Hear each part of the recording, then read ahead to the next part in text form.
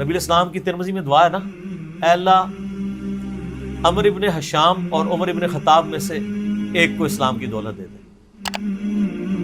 ابو جہل کو کیوں نہیں ملی؟ میں آپ کو ایک ہی فرق ایک ہی بندے کی زبانی بتا رہا ہوں۔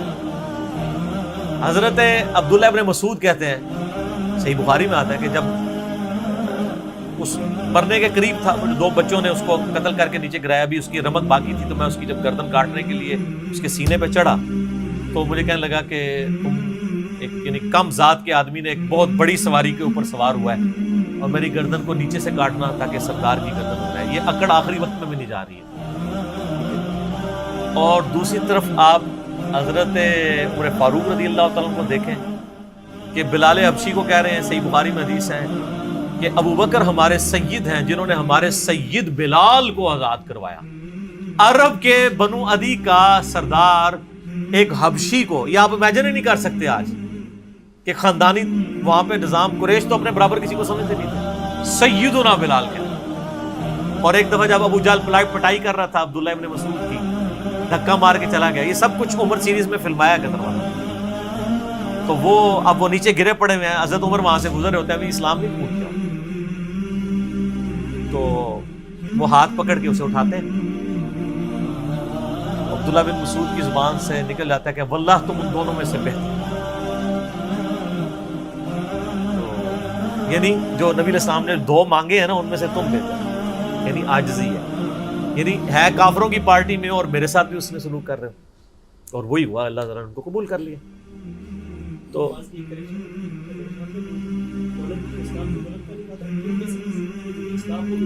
ہاں یہ بھی، یہ دو علیحدہ حدیث ہیں، دو علیحدہ، ترمذی میں دونوں روایتیں۔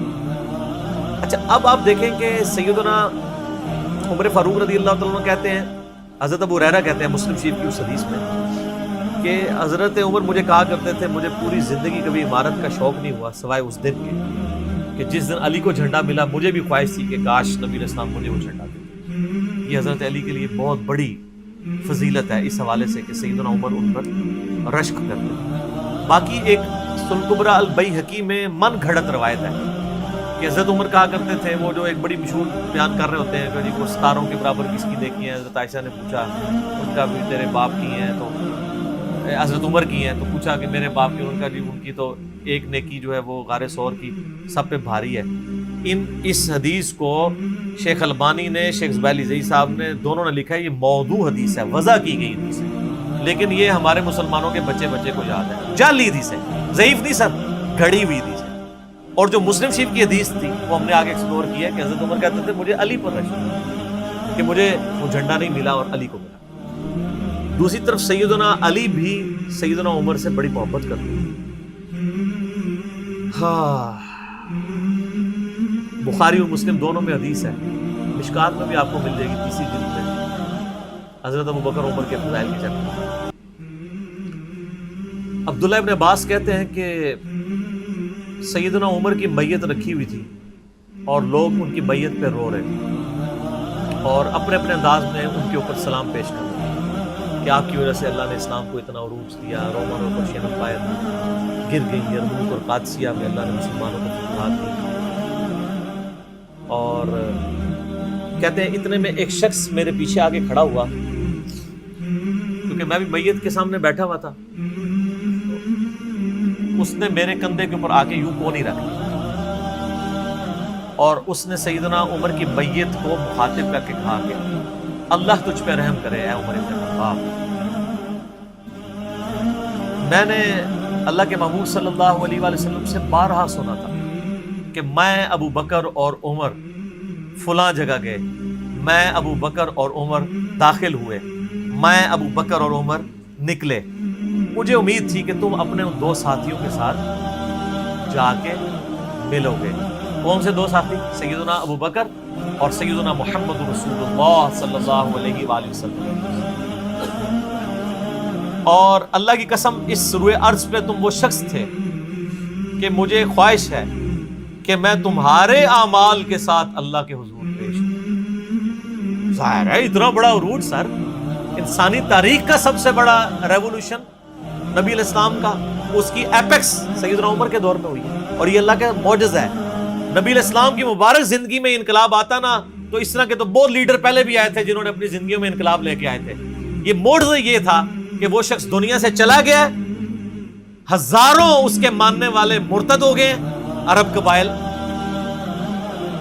اور چند مخلص ساتھی ساتھ ہیں, اس کے باوجود اللہ نے رومن اور پرشین امپائر الٹوا دیا.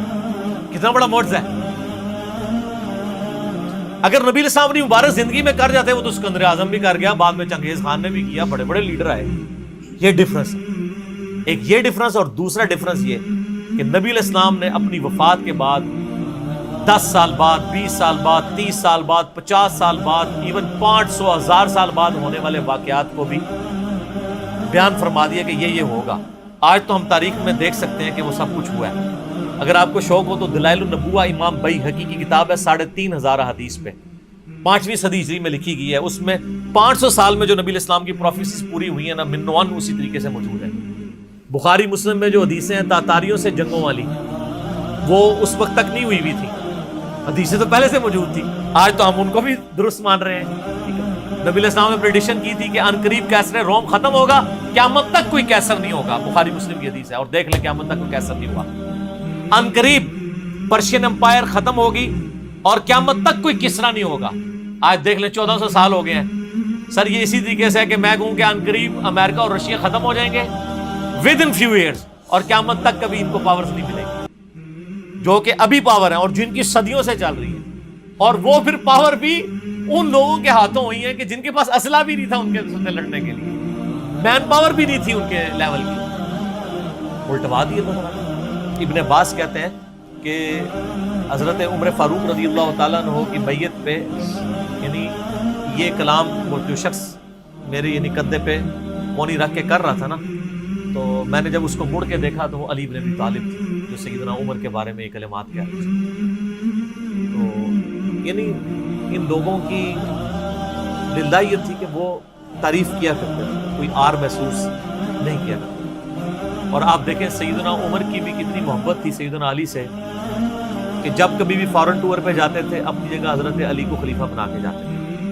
کیونکہ نبی علیہ السلام جب تبوک پہ گئے تھے تو سیدنا علی کو چھوڑ کے گئے تھے. بخاری مسلم میں آتا ہے حضرت علی رو پڑے, پہلا اور آخری موقع تھا کہ جنگ میں نہیں گئے. تو فرمایا تم اس پہ راضی نہیں ہو, تمہاری میرے ساتھ وہی نسبت ہے جو ہارون کی موسیٰ کے ساتھ, مگر میرے بعد کوئی نبی نہیں. تو حضرت عمر اس سنت میں عمل کرتے تھے. جب بھی وہ جاتے تھے, جب بیت المقدس فتح ہوا, چابیوں کے لیے انہوں نے بلایا, سیدنا علی کو اپنی جگہ چھوڑ کے گئے. اس سنت پہ عمل کیا کرتے. اور یہ بات شیعہ کے ہاں بھی ملتی. میری ایک شیعہ عالم کے ساتھ ایک دفعہ بحث ہوئی, 2011-12 کی بات ہے. تو مجھے کہنے لگے کہ حضرت عمر جو ہے نا حضرت علی کو خلیفہ بنانے میں مخلص نہیں تھے, اسی لیے انہوں نے 6 رکنی کمیٹی بنائی. ان کو چاہیے تھا ڈائریکٹ حضرت عمر حضرت علی کو نامزد کرتے تھے. میں نے کہا اس کے پیچھے ریزن کیا ہے, وہ تو حضرت عمر نے خود بتائی ہے. بخاری مسلم دونوں میں حدیث ہے. ابن عمر کہتے ہیں جب حضرت عمر کو زخم لگا اور اب ہمیں یقین ہو گیا کہ وہ جانور نہیں ہوں گے, کھاتے تھے تو انتڑیاں کٹ چکی تھی, یہیں سے وہ سب کچھ نکل جاتا تھا. تو ہم نے عرض کیا کہ اپنا خلیفہ کسی کو نامزد کر دیں. تو انہوں نے کہا اگر میں اپنا خلیفہ کسی کو نامزد کرتا ہوں تو میں اس کی سنت پہ عمل کرتا ہوں جو مجھ سے بہتر ہے, ابو بکر, اور اگر میں نہیں کرتا تو میں اس کی سنت پہ عمل کروں گا جو ان سے بھی بہتر ہے, یعنی رسول اللہ صلی اللہ علیہ وسلم. ابن عمر کہتے ہیں جب میں نے حضرت عمر کی یہ بات سنی نا تو مجھے سمجھ آ گئی کہ اب حضرت عمر کسی کو نہیں بنائیں گے, کیونکہ وہ ہمیشہ ہر معاملے میں نبی الاسلام کی سنت کو پرائورٹی دیتے تھے.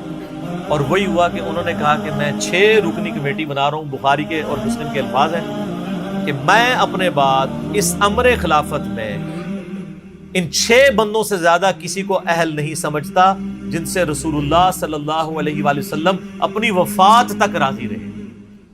اور فرمایا علی, عثمان, طلحہ, زبیر, عبد الرحمن بن عوف, سعد ابن ابی وقاص. اچھا یہ کون ہے؟ عشرہ مبشرہ ہیں. عشرہ مبشرہ میں سے یہ 6 بندے باقی تھے اور ایک 7واں بھی تھا, اس کا نام اس نے لیا کہ ان کا بہنوئی تھا, سعید ابن زید. وہ تو معاویہ کے دور میں جا کے فوت ہوئے ہیں نا, سعید ابن زید تو بہت بعد میں فوت ہوئے.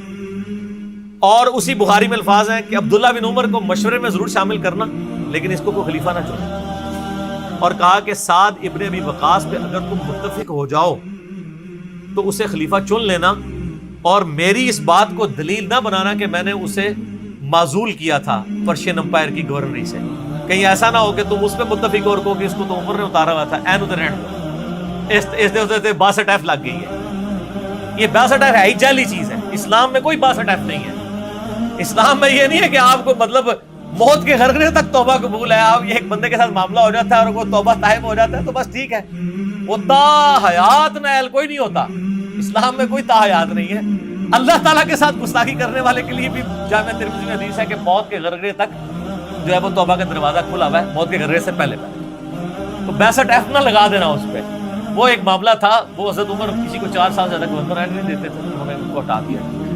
تو یعنی ان لوگوں کی یہ للہیت ہوا کرتی تھی. تو میں نے اس کو کہا کہ دیکھو کہ یہ وجہ تھی کہ انہوں نے نبی الاسلام کی سنت پہ عمل کیا کہ میں ان 6 بندوں سے نبی الاسلام راضی تھے، میں اس کمیٹی بناؤں گا، میں، اور اس میں الفاظ ہیں بخاری مسلم میں کہ میں زندگی بھر تمہارا بوجھ اٹھاتا رہا، اپنے مرنے کے بعد تمہارا بوجھ نہیں اٹھاؤں گا، تم خود اپنا خلیفہ چن لینا ہے 6 میں سے، یعنی میں کسی کو نامینیٹ نہیں کروں. دوسرا میں نے اس شیعہ عالم سے یہ بات کی کہ حضرت عمر اتنے بڑے رسک کے اوپر تھے کہ جس نے پوری دنیا کو الٹ دیا ہے، اور وہ چند بندے لے کے رومن اور پرشین امپائر کا وزٹ کر رہا ہے، کوئی بھی قافلہ ان پہ حملہ کر کے ان کو شہید کر سکتا تھا. اور اگر خدا نہ خواستہ اس دوران وہ شہید ہو جاتے تو حضرت علی آٹومیٹکلی خلیفہ ہوتے، کیونکہ ان کو چھوڑ کے گئے ہوئے تھے. یہ ان کا اخلاص تھا. پھر سیدنا عمر نے حضرت علی کو چیف جسٹس لگایا ہوا تھا حجاز کا. چیف جسٹس آج کل نہیں سنبھالا جا رہا، اور اس زمانے میں جب اسلام کا دورہ ہو، عدل کا نظام ہو، اور تینوں جو زہد کے امام تھے نا، حضرت عمر نے ان کو چیف جسٹس لگایا تھا. رومن امپائر گری، اصحاب صفہ میں سے ابو درداء کو لگایا، سب سے غریب ترین صحابی. یہ ان کا کرائٹیریا تھا. ابو سفیان، بڑے بڑے لوگ جو اینڈ پہ مسلمان ہوئے، یہ لائنیں بنا کے کھڑے رہتے تھے. حضرت عمر ان کو نہیں ملتے تھے جب تک باقیوں سے فارغ نہ ہو جائے. وہ کہتے تھے ہم سردار، ان کا نہیں، تم اسلام میں بعد میں آئے ہو. اور وہ مہاجرین کے وظیفے اور اصحاب بدر کے وظیفے انہوں نے باقیوں سے ڈبل لگائے کہ انہوں نے برے وقت میں اسلام کا ساتھ. اور پرشین امپائر گری، عبداللہ ابن مسعود، زہد ترین صحابی، زہد کے امام، ان کو وہاں پہ چیف جسٹس لگایا. اور حجاز کے اندر سیدنا علی کو لگایا. اور اس سے بھی بڑھ کے سیدنا علی ابن ابی طالب کی ایک بیٹی ہے ام کلثوم، سیدہ فاطمہ سے ان کا رشتہ مانگا سیدنا عمر کہ میرا اہل بیت رسول کے ساتھ رشتہ بنا. صحیح بخاری میں بھی اس کا ذکر اشارتاً موجود ہے ام کلثوم کا. شیعہ اور سنی دونوں کے ہاں ان کی کتابیں تو مانتی ہیں، بابے نہ مانے تو علیحدہ بات ہے. کتابوں میں موجود ہے کہ سیدنا عمر فاروق کی بیوی تھی ام کلثوم، اور سلام اللہ علیہا. اس کی وجہ سے یعنی انہوں نے ایک فخر محسوس کیا کہ میرا اہل بیت کے ساتھ ایک رشتہ داری والا معاملہ ہو جائے. تو سیدنا عمر اس طرح کے معاملات کے اندر اہل بیت کے ساتھ بہت حسن سلوک والا معاملہ کیا. اگرچہ ان کی طبیعت میں سختی ضرور تھی، لیکن جو دین کے معاملے میں تھی وہ ساری سختی اپنی ذات کے معاملے میں نہیں ہوتا.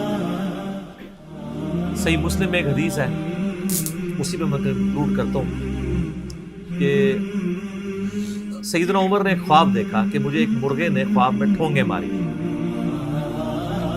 انہوں نے پھر اگلے دن خطبہ دیا. انہوں نے کہا کہ میں نے خواب میں دیکھا ہے کہ اس طرح مجھے ایک مرغ نے چونچے ماری ہیں خواب کے اندر. میں نے اس کی تعبیر یہ کی ہے کہ عنقریب مجھے قتل کر دیا، اور اگر بائی چانس اچانک میں مار دیا جاؤں، یہ تو کسی کو نہیں پتا تھا کہ وہ ایک تقریباً 3-4 دن تک زخمی حالت میں ہوش میں رہیں گے. اچانک بھی تو مر سکتے تھے اگر گردن اتر جاتی. اگر میں اچانک مار دیا جاؤں تو تم اس امر خلافت کو ان 6 بندوں سے باہر نہ جانے دینا. صحیح مسلم میں ان 6 بندوں کے نام نہیں ہیں، لیکن بخاری میں وہ نام بھی ہیں، سیدنا علی، عثمان، طلحہ، زبیر، عبد الرحمن بن عوف اور سعد بن ابی وقاص. اور انہوں نے کنسنسس کے ساتھ پھر بعد میں سیدنا علی اور عثمان ہی بچ گئے تھے. ان میں ٹائی پڑ گئی تھی تو الٹیمیٹلی پھر حضرت عثمان کو چن گیا. تو اگر میں اچانک مار دیا جاؤں تو ان 6 بندوں سے باہر کسی کو خلیفہ نہ چننا.